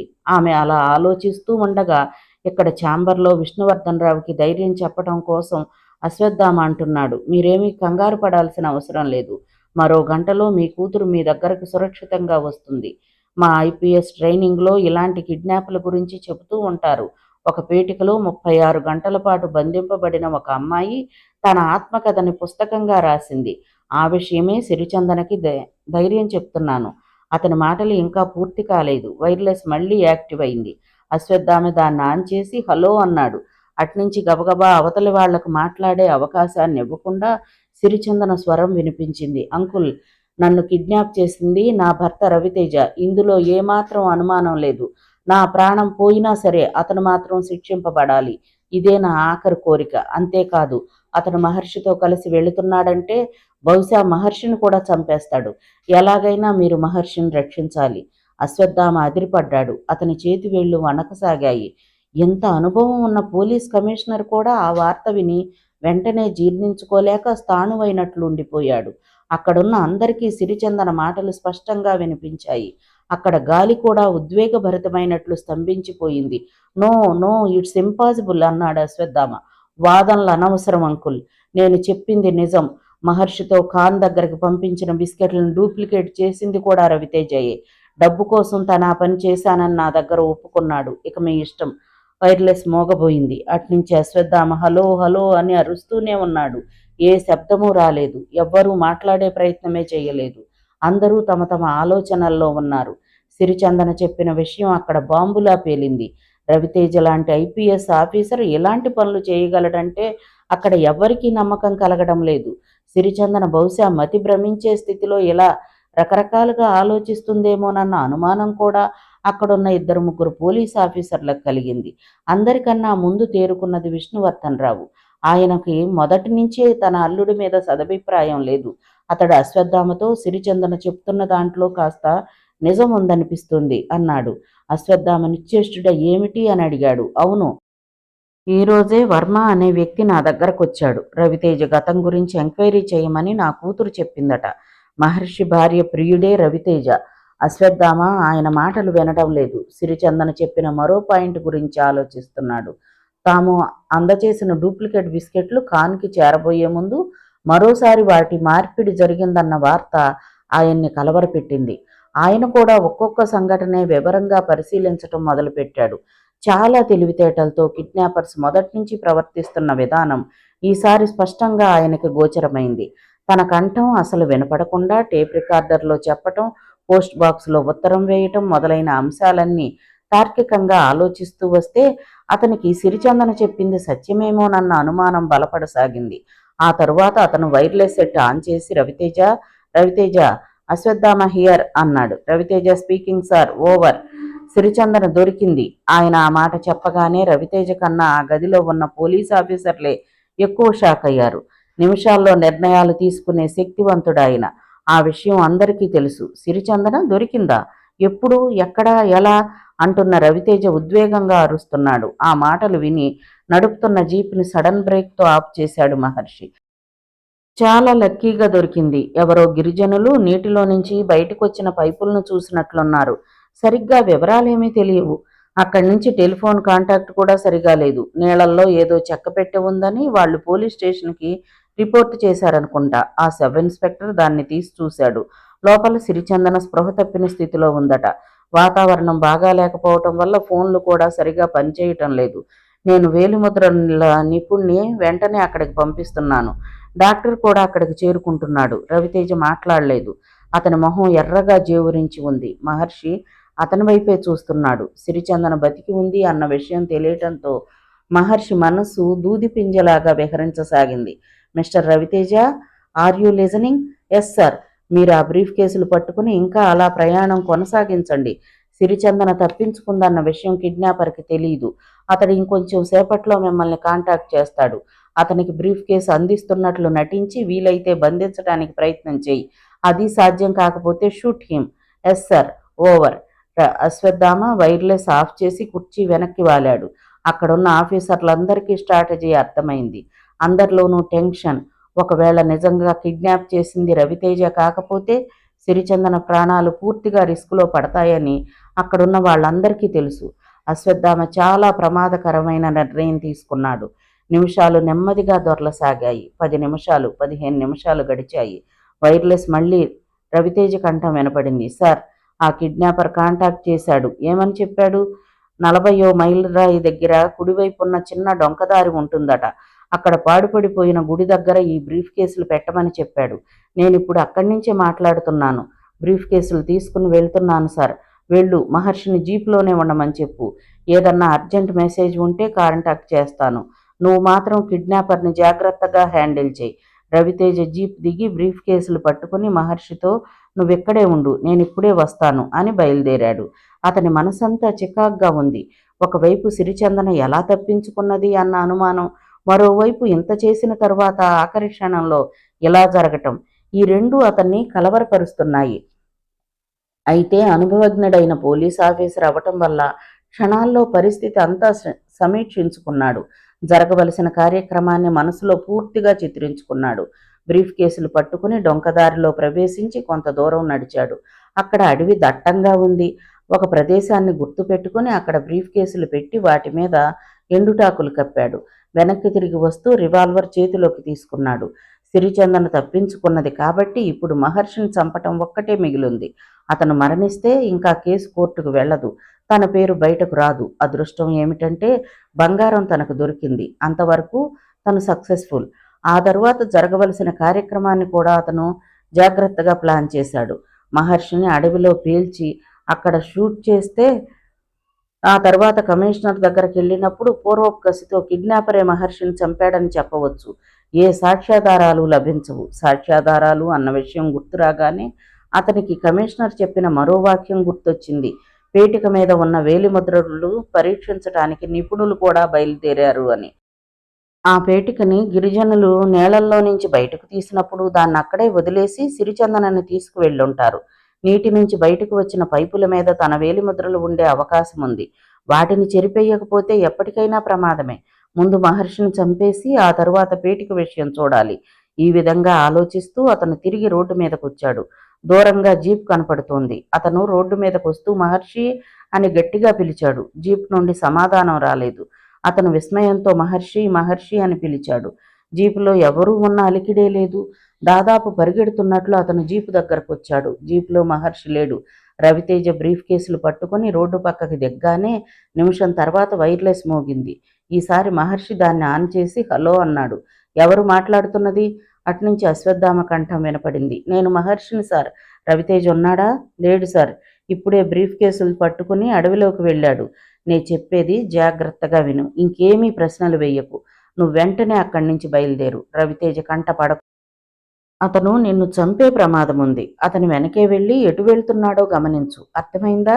మహర్షికి ఏమీ అర్థం కాలేదు. అతను మౌనంగా ఉండటం చూసి నువ్వు ఇంకేం ఆలోచించకు, నేను చెప్పినట్టు చెయ్యి, ఓకే అన్నాడు అశ్వత్థామ. ఎస్ సార్ అని వైర్లెస్ ఆఫ్ చేసి మహర్షి జీపులో నుంచి ఒక్క గెంతులో కిందికి దూకి దూరంగా వెళ్ళి చెట్టుచాటును నిలబడ్డాడు.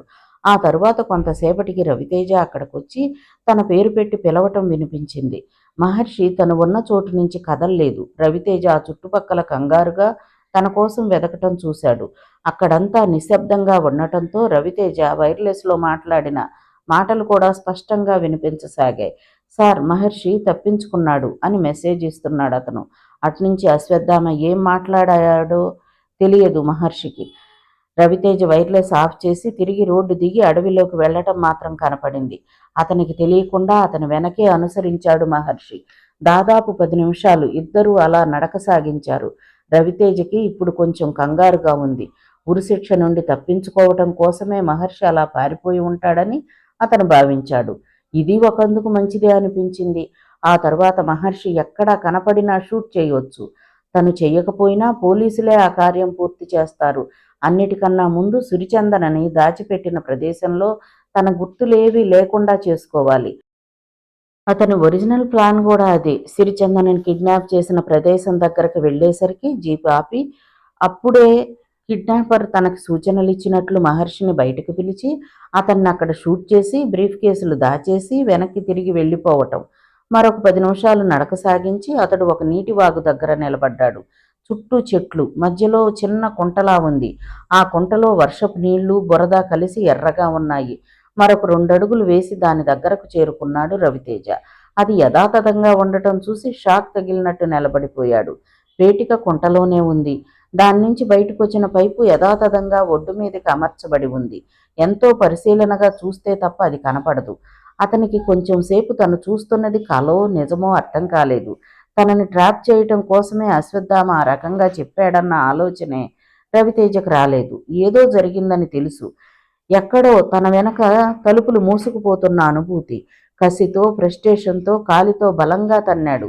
అది నీళ్లకుంటలోకి జారిపోయింది. ఆ విధంగా సిరిచందనని నీళ్లల్లో శాశ్వత సమాధి చేసి అతను వెనుదిరిగాడు.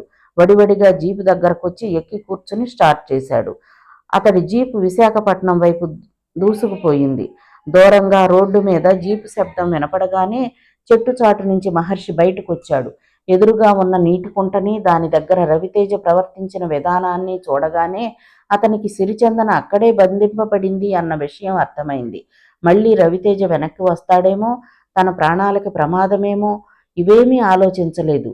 మరొక్క క్షణం ఆలస్యం చేస్తే అది సిరిచందనని మృత్యువుకి మరింత దగ్గర చేస్తుందన్న ఆలోచన ఒక్కటే అతన్ని భూమి మీద కాలు నిలవనీయకుండా చేసింది. గట్టిగా గాలి పీల్చుకుని నీళ్ల కుంటలోకి దూకేశాడు. చిన్న చప్పుడు.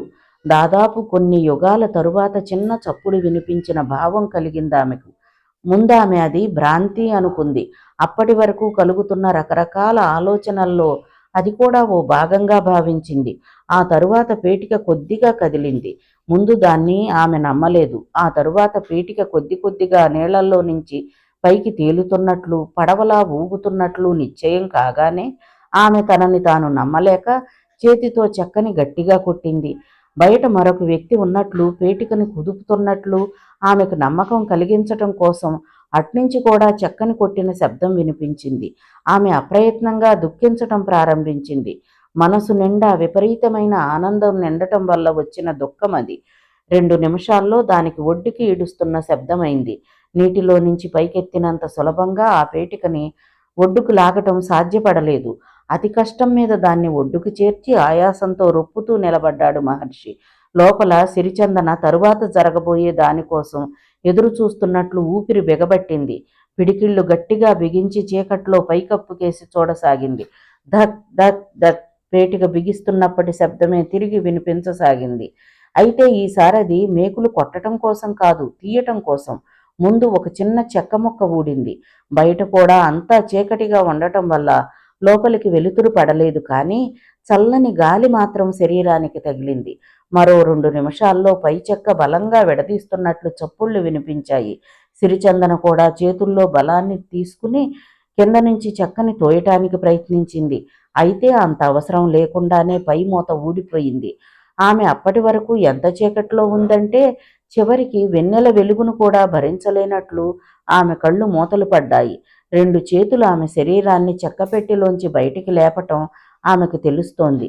ఆమె అప్రయత్నంగా అతని మెడ చుట్టూ చేతులు వేసింది. అతను కూడా ఆమెను అలాగే పొదవి పట్టుకుని జాగ్రత్తగా నేల మీదికి దింపి పైకి లేపబోయాడు. ఆమె అతన్ని వదిలిపెట్టలేదు. వదిలితే ఆ స్వప్నం ఎక్కడ భగ్నమైపోతుందో అన్నట్లు అతన్ని అలాగే పొదవి పట్టుకుని ఉండిపోయింది. అతను కూడా దుఃఖిస్తున్నాడు. ఇద్దరూ నిశ్శబ్దంగా మౌనంగా అలా ఎంతసేపు ఉండిపోయారో తెలియదు. ప్రపంచంలో ఏ శక్తి ఇక తమను విడదీయలేదు అన్నంత నమ్మకం వారి కౌగిలి నిరూపిస్తుంది.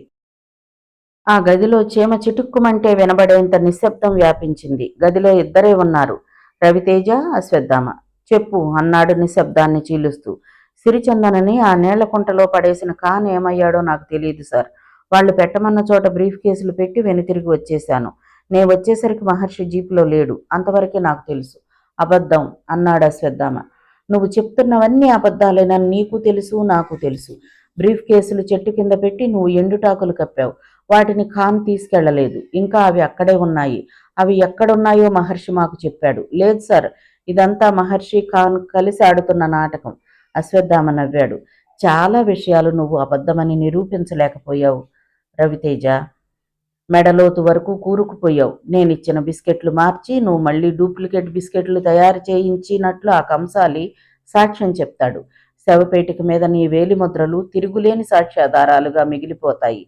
శ్రీవాణి డైరీ నిన్ను అపరాధిగా కోర్టులో నిలబెడుతుంది అని ఆగి చిన్న స్వరంతో అన్నాడు.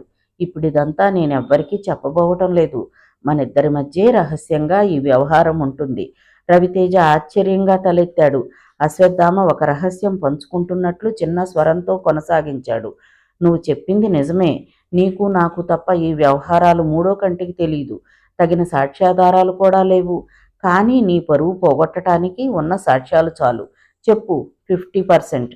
ఏదో అర్థమైనట్లు రవితేజ ఆయన వైపు చూశాడు. అశ్వత్థామ సన్నగా నవ్వాడు. రవితేజ తలదించుకుని మీ ఇష్టం సార్ అన్నాడు. ఒక బ్రీఫ్ కేసు నీకు, ఒకటి నాకు. కానీ మహర్షి, నేను చాలా నిజాయితీపరుణ్ణని మహర్షి నమ్ముతున్నాడు. అతడు నా ఆధీనంలోనే ఉన్నాడు. అతన్ని అడ్డు తొలగించడం పెద్ద కష్టం కాదు. ఎలాగూ ఉరిశిక్ష పడ్డ ఖైదీ కాబట్టి సూసైడ్ అని మనం కేసు రాసుకోవచ్చు. థ్యాంక్ యూ సార్ క్లుప్తంగా అన్నాడు రవితేజ. అసలు ఇదంతా ఎందుకు చేశావు? సిరిచందనని చంపటం రిస్క్ అని నీకు అనిపించలేదా? నాకు ముందు నుంచి ఆ ఆలోచన లేదు. వర్మ వచ్చి నిరాహార దీక్ష చేస్తానన్నాడు, బెదిరించాడు. సిరిచందన బతికి ఉంటే ఎప్పటికైనా ప్రమాదమే అనిపించింది. ఆమెకు చాలా విషయాలు తెలుసు. రేపు మహర్షి కేసు కోర్టుకు వస్తే ఆమె కూడా మౌనంగా ఊరుకోదు. కానీ ఇప్పుడు సిరిచందనకి ఇంకా చాలా విషయాలు తెలుసు. తనని కిడ్నాప్ చేసింది నువ్వేనని, ఆ నీళ్లకుంటలో పడేశావని తనే మాకు వైర్లెస్లో చెప్పింది. ఊహించుంటుంది, కానీ కోర్టు, పోలీసులు అలాంటి ఊహల్ని పరిగణలోకి తీసుకోవు రవితేజ అన్నాడు. మీకు తెలియందేముంది అన్నట్లు. ఎప్పటికైనా ఆ ఖాన్ పోలీసులకు దొరికిపోతే కష్టం. ఈ కిడ్నాప్ సంగతి తనకేమీ తెలియదని అతను పోలీసులకు తప్పకుండా చెప్తాడు. రవితేజ నవ్వాడు. ఎదురుగా ఉన్నది తన పై ఆఫీసర్ అయినా ఒక పాపంలో భాగం పంచుకోవడంతో స్వతంత్రంగా నవ్వాడు. ఖాన్ చెప్పిన మాటల్ని పోలీస్ డిపార్ట్మెంట్ నమ్మాల్సిన అవసరం లేదు సార్ అన్నాడు. అక్కడే మహర్షిని చంపేసి ఉంటే పని చాలా సానుకూలమై ఉండేది. సిరిచందన ఆ నీళ్లకుంటలో అలాగే మరణించి ఉండేది. అవును, కానీ సిరిచందనకి అనుమానం వస్తుందని నేను ఊహించలేదు. సిరిచందన వైర్లెస్లో చెప్పిన మాటలు చుట్టూ ఉన్న పోలీస్ ఆఫీసర్లు అందరూ విన్నారు. నాకు కూడా ఆ పరిస్థితిలో ఏం చేయాలో తోచలేదు. పోనీలే, నువ్వు సంపాదించిన దాంట్లో నాకు కూడా సగభాగం రాసిపెట్టుందన్నమాట నవ్వాడు అశ్వత్థామ. ఇప్పుడు జరగవలసిందంతా ఇక మీరే చూసుకోవాలి. నేను ఆలోచించే స్థితిలో లేను అన్నాడు రవితేజ. ఇక ఆలోచించాల్సిందేమీ లేదు మిస్టర్ రవితేజ, గంభీరంగా పలికిందా కంఠం. రవితేజ ఉలిక్కిపడి తలెత్తి చూశాడు. ఇప్పుడు అశ్వత్థామ ఒక పాపంలో పాలు పంచుకునేలా లేడు. ఒక సిన్సియర్ పోలీస్ కమిషనర్లా ఉన్నాడు. జేబులో చేయి పెట్టి ఒక ప్యాకెట్ చూపించి మళ్లీ లోపలికి తోశాడు. చాలు, ఇప్పటి వరకు నీ సంభాషణ అంతా రికార్డ్ అయింది. ఇంతవరకు ఏ సాక్ష్యాధారాలు లేవు అని చెప్పి బెర్రవీగావు కదా. ఈ టేప్ రికార్డర్ సాక్ష్యం చాలనుకుంటాను. రవితేజ మొహం రక్తం లేనట్లుగా ఇంకిపోయింది. లేచి నిలబడుతూ సార్ అంటూ ఏదో చెప్పబోయాడు. కూర్చో, కటువుగా పలికింది అతని కంఠం. అంతలో అతని స్వరంలో మార్పు వచ్చింది. ఈ కేసుని ఎలా పూర్తి చెయ్యాలో నీ మీదే ఆధారపడి ఉంటుంది మిస్టర్ రవితేజ. ఒక అమ్మాయిని అంత పైశాచికంగా శవపేటికలో పెట్టి నీళ్ల కొంటలో పడేసినందుకే నీకు ఉరిశిక్ష వేస్తుంది కోర్టు, లేకపోతే యావజ్జీవ కారాగార శిక్ష. అది కాదు ఇక్కడ ఆలోచించాల్సింది, మన డిపార్ట్మెంట్ ప్రెస్టేజ్ సంగతి. నువ్వెంత నీచంగా ప్రవర్తించావో, ఒక వ్యక్తి భార్యతో అక్రమ సంబంధం పెట్టుకుని ఆ వ్యక్తి ఉరికంబం ఎక్కుతుంటే ఎలా మౌనంగా ఉండిపోయావో, ఆ తరువాత నీ పరువు పోతుందని ఆ వ్యక్తినే చంపటానికి ఎలా ప్రయత్నం చేశావో రేపు పేపర్కెక్కితే అది నీకే కాక డిపార్ట్మెంట్కే అవమానం. రవితేజ మాట్లాడలేదు. అశ్వత్థామ అతని దగ్గరకు వచ్చి భుజం మీద చెయ్యి వేశాడు. నీకే శిక్ష పడాలో నువ్వే ఆలోచించుకుంటే కనీసం నీ పరువు బయటికి రాకుండా ఉంటుంది. ఆ శిక్ష విధించుకోబోయే ముందు ఒక్క సహాయం చెయ్యి. శ్రీవాణి మరణం హత్య కాదని, అది యాక్సిడెంటల్ అని కోర్టుకి తెలిసేలాగా చెయ్యి. ఎంతకన్నా వివరాలు ఈ పరిస్థితిలో నీకు నేను చెప్పాల్సిన అవసరం లేదనుకుంటాను. ఇక మాట్లాడవలసిందేమీ లేనట్లుగా అశ్వత్థామ గదిలో నుంచి బయటకు నడిచాడు. మరుసటి రోజు ప్రొద్దున్నే ఇంకా పూర్తిగా తెల్లవారకుండానే అతనికి ఓ ఫోన్ కాల్ వచ్చింది. సార్, నేను ఇన్స్పెక్టర్ కిరణ్ మాట్లాడుతున్నాను. ఏంటి విషయం? రవితేజ ఆత్మహత్య చేసుకున్నాడు సార్. అశ్వత్థామ కొంచెం సేపు మౌనంగా ఉండి తరువాత అడిగాడు. ఎప్పుడు? తెల్లవారుజామున. ఏదైనా నోట్ పెట్టాడా? పెట్టాడు సార్. తన ఆత్మహత్యకు ఎవ్వరూ కారణం కాదని, తానే అని పెట్టాడు. ఇంకా తన ప్రియురాలు శ్రీవాణిని తానే చంపేశానని, ఈ హత్యానేరం తానే మహర్షి మీదకు తోసేశానని, మరణ వాంగ్మూలంలో అబద్ధం చెప్పాల్సిన అవసరం తనకు లేదని అశ్వత్థామ తేలిగ్గా నిట్టూర్చాడు. అడిగిన దానికన్నా ఎక్కువ సహాయమే చేశాడు రవితేజ అని అతనికి అర్థమైంది. మరణిస్తూ ఒక మంచి పని చేసినందుకు అతను మనసులోనే రవితేజకు అభినందనలు తెలిపాడు. అట్నుంచి కిరణ్ కంఠం వినబడుతోంది. శవాన్ని పోస్ట్ మార్టం కోసం పంపిస్తున్నాం sir. Okay, thank you. Phone పెట్టేసి అశ్వత్థామ లేచి తయారవ్వసాగాడు. అతను చేయవలసిన పనులు ఇంకా 2 మిగిలి ఉన్నాయి. ఒకటి మహర్షిని జైలు నుంచి విడిపించి అతని బ్లడ్ ట్రాన్స్ఫ్యూజ్ చేయటం. 2 సిరిచందన మహర్షుల వివాహం గురించి తన పరిచయాన్ని ఉపయోగించి విష్ణువర్ధన్ రావుని ఒప్పించటం. 2 కష్టమైనవే, కానీ మంచి పనులన్నీ కష్టమైనవే కదా. అందుకే ఈ ప్రపంచంలో ఎంతమంది చెడ్డవాళ్లున్నారు, పైకి మంచిగా కనపడుతూ. సమాప్తం. కథ విన్నందుకు ధన్యవాదాలు. ఈ నవల మీకు నచ్చితే ఒక లైక్ చేయండి, షేర్ చేయండి, నా ఛానల్ని సబ్స్క్రైబ్ చేసుకోండి. మీరిచ్చే ఒక్క లైక్ నాకు, నా ఛానల్కి ఎంతో సపోర్ట్ని ఇస్తుందండి. Thank you. ఉంటానండి.